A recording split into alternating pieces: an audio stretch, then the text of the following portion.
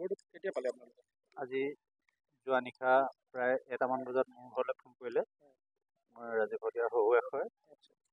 Phone কৰিলত আমাৰ ল'ৰাটো আহি 2টা বজাত ঘৰৰ পৰা ওলাই আহি তেখেতক হস্পিটেললৈ আমাৰ য'ত প্ৰগ্ৰাম আছিলে তাৰ উদ্যোক্তাসকলে পৰিচালনা সমিতিৰ উদ্যোক্তাসকলে আনি মেডিকেল পোৱালেহি।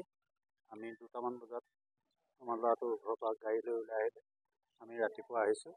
আহি আমি প্ৰথমতে ভবা নাছিলোঁ, ভাল হ'ব বুলি ভাবি আছিলোঁ। তাৰপিছত মই কেনেবাকৈ এবাৰ গ'লোঁ, ICU ৰুমত সোমালোঁ। ডক্টৰ ট্ৰিটমেণ্ট কৰি থাকোঁতে মই পালোঁগৈ।